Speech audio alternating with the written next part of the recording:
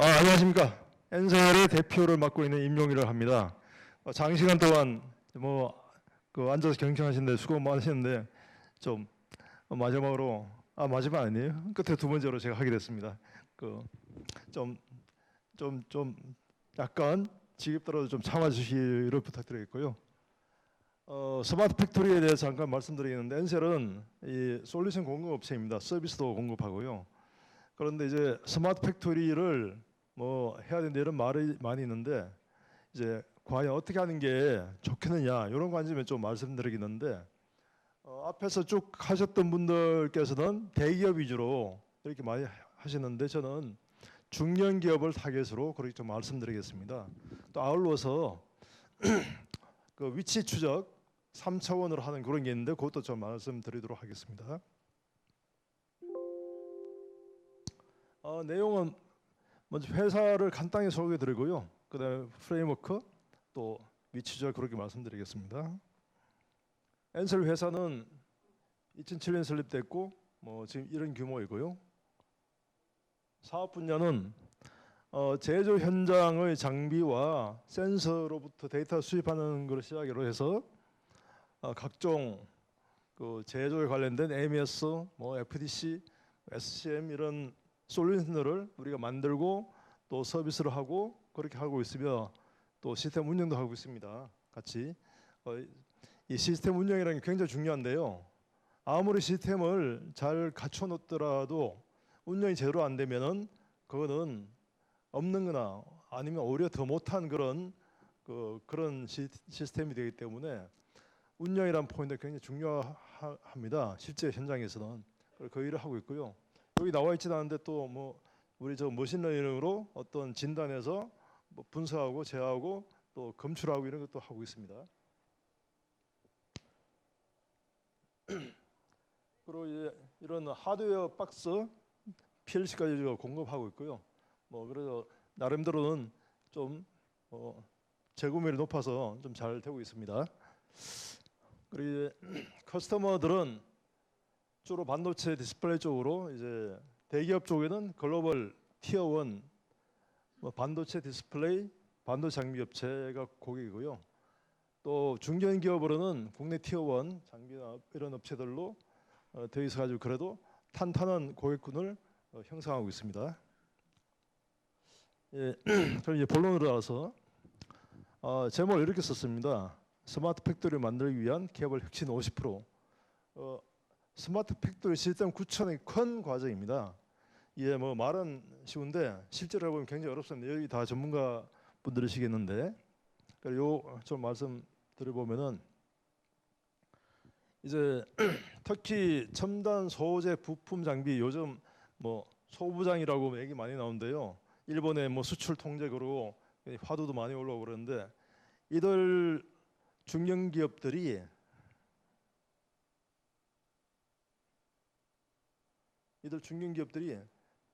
저 반도체 디스플레이 소재 업체들과 같이 어울려서 생태계를 이루고 있습니다. 근데 이 생태계에서 뿌리 쪽에 해당한 부분이 이 소부장 업체들인데 이들 업체들이 잘 되면 그 결과로 반도체 디스플레이 이 글로벌 업체들도 더 좋은 이 혜택을 누리게 되는데 그래서 이들 업체들한테 요구된 것도 계속 고성능, 고효율, 고품질 요구되어 있고요. 또 최근에 이제 국산화 대체화 이렇기 때문에 더더욱 이렇게 더 요구되고 있는 실정입니다. 그런데 아직도 이 많은 현실은 소부장 업체들의 스마트 팩토리가 니즈는 있는데 실제 실행 과정에서는 아직 부족한 점이 좀 많이 있다고 봅니다. 그래서 그 보이스로 한번 정리해 봤는데요. 스마트 팩토리라는 게 몇 년 전부터 계속 언론에 나오고 그러기 때문에 많은 중견 기업의 사람들이 우리도 스마트 팩토리 해야 되겠다. 우리 대기업처럼 하는 것처럼 다 필요하다라고는 말을 하고 있습니다. 그런데 또 한편으로는 그 같은 회사 내에서 또 다른 현실적인 걸 쳐다보는 사람들 꽤 있죠. 예를 격리 같은데 격리 지원 같은 데서 돈이 얼마 드느냐 따지고 경험 있느냐 실패하면 어떻게 되냐 여러 가지 땅이 많습니다. 또 그래서 이런 복잡한 게 있고요. 또 뭐 실패 사례, 과거의 실패 사례, 어떤 좋다는 솔루션 도입해봤는데 뭐 돈만 쓰고 제대로 뭐 돌지도 않고 뭐 뭐 광고로 뭐 좋다는 얘기는 하도 되지 않고 걷어내고 그냥 다시 원위치했다 이런 경우도 꽤 많습니다. 중견기업 현실에서는. 그래서 이렇고요. 그리고 중견기업의 이 대기업과 중견 좀 비교를 해봤는데 대기업이나 첨단 중기업 니즈나 필요한 솔루션 종류는 엇비슷합니다. 이 필요한 솔루션 종류 엇비슷한 거는 이런 거죠. 우리가 구멍가게를 하든 뭐 큰 식당을 하든 아주 뭐 큰 백화점 하는 간에 거기에 구매란 역할도 필요하고 회계란 역할도 필요하고 뭐 영업이라는 역할도 필요하고 각종 역할이 다 필요하듯이 이 필요한 솔루션 종류는 회사의 규모와는 관계없이 종류별은 다 필요하게 됩니다. 그 종류 그 질은 다르겠죠. 그런데 그런 반면에 규모나 유즈 케이스나 데이터 볼륨이나 경험, 예산, 인력 이런 면에서는 대기업과 첨단 중견기업이라고 해도 상당히 큽니다. 수천억에서부터 매출이 뭐 1조 정도 되는 업체들임에도 불구하고 굉장히 취약합니다. 대기업 아까 뭐 나온 하이닉스나 뭐 삼성 디스플레이 이런 데 비교해 가지고 아주 취약하다 보니까 또 특히 결정적 정보 전략 역량이 아주 취약합니다. 그래서 그 업체 소개 주는 게 좋은 것만 듣고 그냥 설치를 하는 거죠. 그리고 이제 업체 수로 보면은 대기업은 소수인데 중견기업은 아주 다수입니다. 다수이고 업체 특성이 너무 다릅니다. 그래서 이런 상황이다 보니까 이 큰 데서 잘 돌아가는 그런 거를 꽂는다고 좋은 결과가 나오는 게 아니고 그래서 이 첨단 중견기업에 맞는 그런 적합한 스마트 팩토리를 추구할 필요가 있겠다 이렇게 결론 내려지고요. 저희가 좀 해보니까 아까 삼성 디스플레이 상무님께서 발표하신 것처럼 최고가 아니고 적합한 게 필요한 그런 게 됩니다. 그리고 시스템 구축 방식을 조금 이제 한 세 가지를 분류해봤는데요. 솔루션을 도입하는 게 있는데 우리 가장 흔하게 생각하는 거죠. 무슨 MES 솔루션 좋은 게 있다. 뭐 SCM 솔루션 좋은 게 있다. 뭐 FDC 요즘 데이터 집계 분석 진단 그러니까 저 FDC 솔루션 좋은 게 있다라고 하는데 그런 것들을 각각 도입했을 때 방법이 있고 아예 새로 만든 방법이 있고 어떤 뭐 무슨 프레임워크를 하는 방법이 있는데 이 가장 우선 머리에 떠오르는 게 그런 솔루션 도입 방법입니다. 솔루션 도입 방법을 해버리면은 그 솔루션 하나마다 아주 좋습니다. 기능도 좋고 성능도 좋고 아주 좋은데 중견기업 입장에서는 너무 과하다죠. 또 과다함에 불구하고 또 꼭 맞지가 않습니다. 그래서 이거를 과다한 걸 비싸게 주고 사고 맞지도 않은 걸 뜯어 고치느라고 굉장히 많은 돈이 들죠. 예. 이런 비용이 들어가는데요. 저런 것 같습니다. 예. 우리가 그 고급 음식점을 가면은 한정식집도 있고 중식집도 있고 일식 정식도 있고 그래서 코스 요리 정식을 다 시킬 수 있잖아요. 아주 좋죠. 품목도 많고 맛도 좋고. 근데 우리가 매일매일 그런 음식을 먹을 수 없지 않습니까? 비용도 많이 들고. 그럼 우리는 한식집에서는 된장찌개만 있으면 되고 매일매일 먹는 거는 짜장면만 있으면 되고 이런 거죠. 돈가스만 있으면 되고. 그래서 중견기업은 MS의 코드로 발전된 그런 것까지 나 필요 없고 그 중견기업에 맞는 그런 기능들만 있으면 된다 이런 요구죠. 보이스가. 그런 거에 비해서 현실은 저렇게 너무 많은 피처, 너무 많은 커스터마이저 이렇게 들어가고 그러면 솔루션 도입하지 말고 처음부터 새로 만들어 보자 그렇게 하는데 처음부터 새로 만든다는 거는 이거는 거의 뭐 아주 위험하죠. 예. 그 대기업조차도 어떤 시스템을 새로 만들어 한다 해서 성공적으로 안착시키기는 아주 많은 인력과 노력과 시간이 드는 그런 건데 쉽지 않습니다. 예. 그래서 이제 우리가 생각하는 것은 이제 프레임워크인데 공유되는 저런 것들을 다 중견기업에 맞는 그런 최적화된 그런 걸 한번 해보자. 그래서 우리가 여러 번 해봤기 때문에 다 공통에 만들어 보니까 좀 좋은 결과 나와가지고 이게 개발 프레임 방식으로 바로 꽂아다 쓸 수 있도록 그렇게 하는 거고요.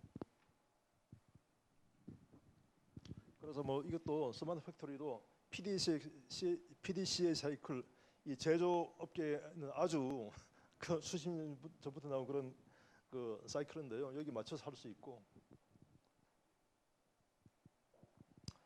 그래서 뭐 프레임워크라는 건 다 이제 뭐 컴포넌트에서 그렇게 꽂아 쓰는 게 아니겠습니까?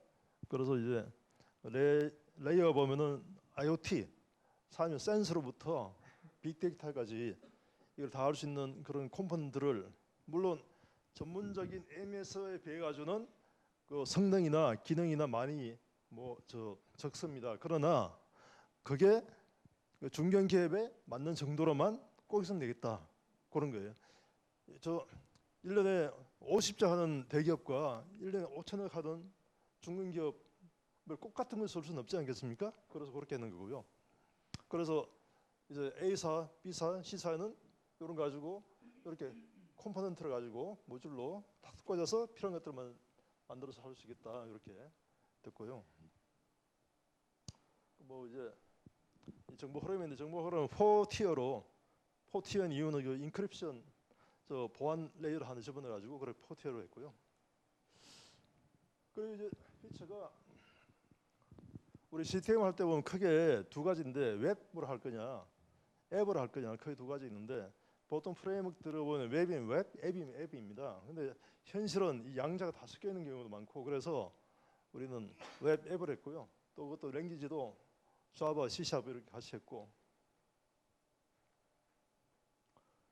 그리고 이제 뭐 이 중에서 또 특히 한 가지 또 말씀드린 것은 이 보안성을 좀 해서 SHA-256을 택해가지고 컨텐츠 자체를 보안을 걸어버리게 암호화해서 그렇게 하는 걸 좀 들어가 있습니다. 물론 이거 한다고 기업의 정보 보안을 다 한다는 건 아니고요. 기본적인 그 컨텐츠의 보안은 하는 수준이다, 그렇게 말씀드리고, 뭐 이런 기능들이 있습니다.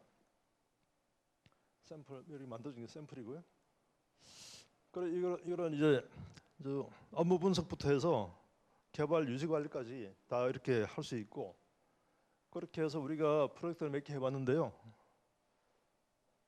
그 총 토탈 그 라이프 사이클 토탈해서 50%의 공수 절감 효과를 봤습니다. 실제 사례 결과입니다. 이게 우리가 완전히 스크래치 빌드 할 때 비교한 건데, 컨벤셔널한 데서는 또 특이할 만한 것은 회색, 컨벤셔널 경우에는 개발자들을 특급 개발자, 고급 개발자로 썼고요. 좀 노란색 프레임워크 개발은 초급 위주, 또 일부 중급 이렇게 했는데도 그럼에 불구하고 이 공수 스피드 비용이 50%밖에는 안 들어가는 그런 좋은 효과를 봤습니다. 이게 몇 번 적용했고요. 이게. 그리고 또 그 질도, 그 품질의 개발된 시스템 품질도 훨씬 더 좋아졌고, 훨씬 안정적이고, 그 결함이 버그가 훨씬 적어졌고요. 그런 효과를 봤습니다. 그래서 뭐 이렇게 이런 효과를 봤는데, 정성적으로는 특히 한 가지는 요걸 하기 위해서 중견기업 내의 정보 시스템 표준화를 좀 할 수 있겠다. 우리가 해보니까 솔루션들을 A 업체, B 업체, C 업체 솔루션을 도입을 하다 보면은 정보 전략 측면에서 표준화에 문제 생깁니다. 코드 방식도 틀리고 운영 방식도 틀리고 이렇게 되면은 이 굉장히 복잡해지는 거죠. 근데 시스템이란 거는 여러 가지 해놓고 그거를 여하이 잘 가동시킬 거냐, 문제 없이 유지 관리할 거냐가 사실 개발보다 더 중요합니다. 이게 그래야 또 더 좋은 개선도 일어나고. 근데 많은 업체의 그런 솔루션들을 같이 쓸 경우에는 이 표준화라는 관점에서 상당히 이 부딪히는 게 많이 벌어지고요. 또 충돌 문제 벌어지고.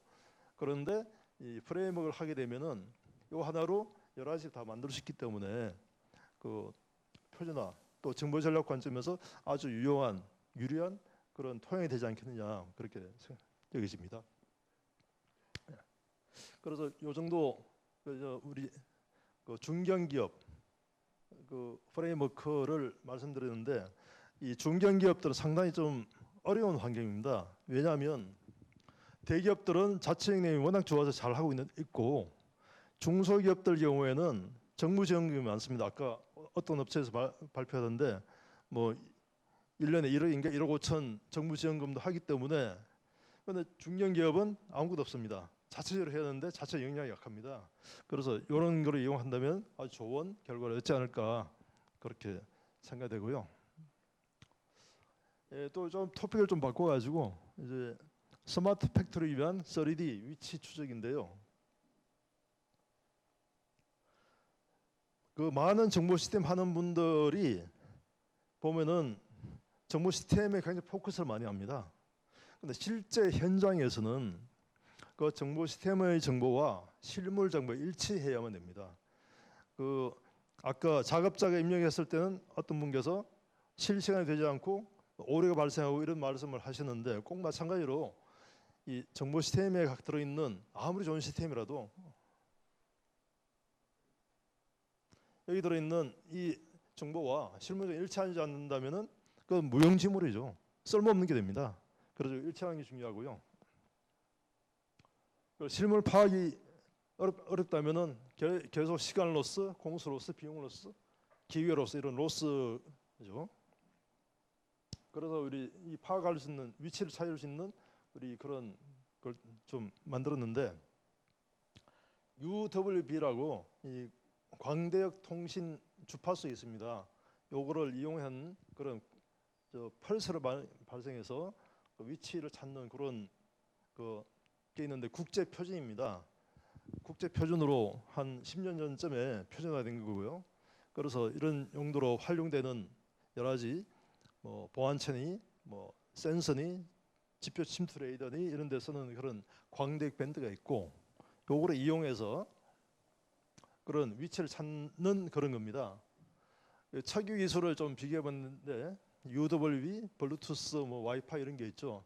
보통 저 비콘이라고 하는 거는 유통업체 같은 데서 쓰는 거는 블루투스가 많이 쓰고 있는데 이런 비교하면 UWB는 아직 보편화되지 않고 그렇습니다. 대신에 상당히 정밀도 좋고 상대적으로 거리도 멀리 나가고요. 또 배터리 파워 컨섬션이 이게 또 실제 현장에서는 중요한데 상당히 적고 좋은 그런 겁니다. 이게. 근데 기술력이 높다 보니까 쉽게 시도를 잘 못하고 있는 분야입니다. 뭐 다시 한 번 더 풀었었는데요. UWB의 특징은 다른 측이와는 다르게 3차원이 가능합니다. 이거는 UWB 자체의 고유한 기능입니다. 예. 그래서 블루투스만 해도 얼추 언저리 어디에 있다고 알고 있는데 그 정확한 위치 또 특히 3D는 건물 청 구분을 못하죠. 그런 단점이 있는데 UWB는 3차원이 됩니다. 그래서 이런 컴포넌트들이 있고요. 앵커 태가 있고 이 프리퀀시는 3.7 기가헤르츠로 사용하고 있고 이렇게 있습니다. 그래서 우리가 만든 이런 모바일로 그런 사용 화면들을 만들어 놓은 게 있고요. 이렇게 쭉. 그래서 이제 유저 케이스로 보면은 제조 환경에서 신뢰도 되게 신뢰도 됩니다. 그 제조 환경에서 이런 어떤 물품 위치를 찾는다든지 얼마 전에 안성에 있는 어떤 제조업체를 갔는데 거기서 바로 이런 얘기를 하더라고요. 어떤 시스템을 붙여놨는데 실물 위치하고 계속 틀려가지고 그래서 요거를 가지고 해볼 수 있겠느냐. 그래서 이제 박스에다가 부착해서 하는 걸 한번 해보자 그런 얘기를 하고 있습니다. 이게. 그래서 실제 현장에서 이런 니즈가 꽤 나오고 있고요. 또 이제 로지스틱스 경우에 마찬가지죠. 이게. 또 이거는 이제 야드 매니지먼트, 컨테이너 매니지먼트.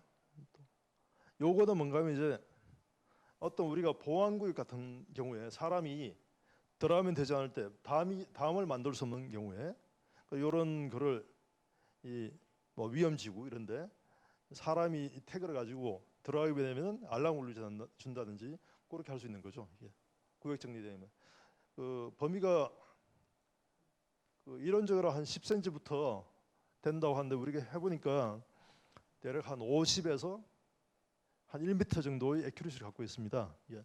그 굉장히 좋은 거거든요. 이쪽 업계 분야에서는. 그래서 이 정도 오면은 어떤 위험지구 알람을 줘서 못 들어가게 한다든지 이렇게 할 수 있는 게 되죠.